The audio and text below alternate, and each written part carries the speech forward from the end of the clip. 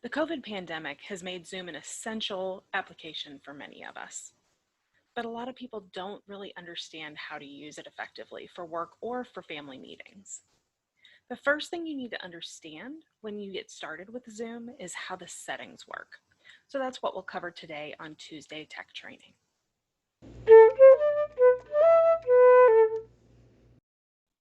Hello and welcome to Tuesday Tech Training. I'm glad to have you here. I'm Jennifer Stewart and my company is Gateway Productivity. Today is the first official launch of Tuesday Tech Training, so this is very exciting. And just so you know how we're going to do this, we'll have a theme each month, and then each week in that month will be some topic on that theme. So the theme for this month is Zoom, and we will be talking today about the settings in Zoom. There are 3 layers of settings in Zoom. Let's cover those so that you can understand before we go into the details. The first one is the administrative account settings. This is if you are an administrator with people under you with different Zoom accounts, or if you have your own account, you will have these and all the other settings that I talk about. So the administrative account settings are exactly the same as the next level I'm going to talk about. But the difference is at the administrator level, you can lock certain settings so that if there's some reason that you never want screen sharing in your organization, you can lock that, and anyone that has an account under your administrator account will not be able to change that. The next layer of settings is the master settings. And again, if you're on your own, it really doesn't matter if you use the administrator settings or the master settings. I usually recommend using the master settings because it's easier. But that one is where you are working on your own account. So again, if you're underneath an administrator, you'll be changing the settings for your account. And if you have your own account, again, you'll just be changing the settings for that account.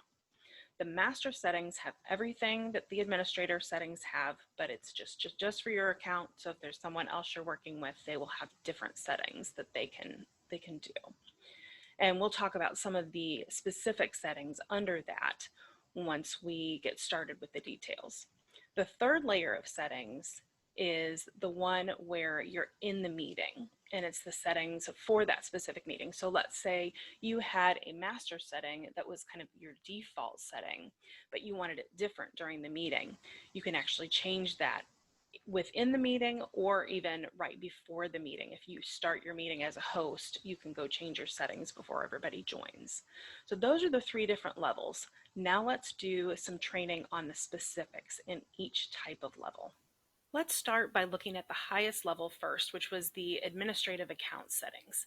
First, you're going to log into zoom.com, and then when you get to this screen that you see here, you'll click on the little arrow next to account management on the left-hand side, and then you can click on account settings and you'll get the screen that you see here. From here, you can see there's lots of different settings. I'm not going to go into all the details here because I'll do that at the master setting level. But what you see here are the little locks, and that's what I was talking about before, where you can turn something on and you can lock it, or you can turn it off and lock it. And anyone that has an account below you would no longer be able to change that setting. So that can be a master setting, as we used as an example before. If you have a reason that you cannot have participants share a screen, let's say, then you can turn that off and you can lock it so that no one in your organization can change that. So that's the administrative account settings there. Let's now go to the master settings, which is actually in the same place, and that's on the left-hand side, and it just says settings, but I typically call it the master settings so that we can kind of give those levels a name. When you click on settings, you'll get the same list that you saw in the administrative settings. If you don't have administrative settings, again, you're probably part of an organization and you just don't have that, and that's not a problem. You'll have the same list of settings here, and you can change them for yourself unless your organization has locked those. I highly recommend that you spend time to look through all of the settings here in your master settings level. I'm only going to go through a few things to keep this video short, but if you have any questions, you can always put those in the comments, or you can email me at hello@gatewayproductivity.com. So first, let's talk about this section that is in meeting basic, and this is about a third of the way down the screen. The main things I want you to look at, if you scroll down a little bit, are the co-host feature and the polling feature. The reason I want to point these out is because they are not available unless you turn them on. I found this out the hard way. I wanted to make someone a co-host and I couldn't do it and found out that it lives in the settings. So you want to turn that on if you think there's any reason you may need a co-host for your meeting. The other piece, the polling piece, is where you can ask people questions and have multi option answers.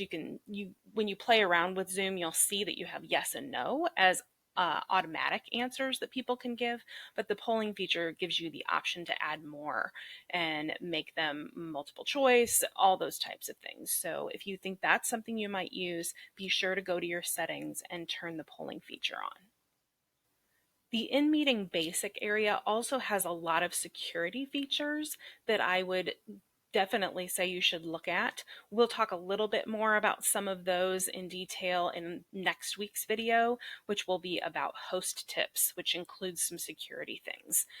So the next piece I want to talk about is the in-meeting advanced. So if you scroll down a bit, you'll see that section. And this is one where the breakout rooms hides. A lot of people don't have breakout rooms, don't understand why, and it's because you need to go to your master settings, go to this section, in-meeting advanced, and then turn on breakout rooms. Be sure to go to your settings, check them all out. The last level of settings is the meeting settings.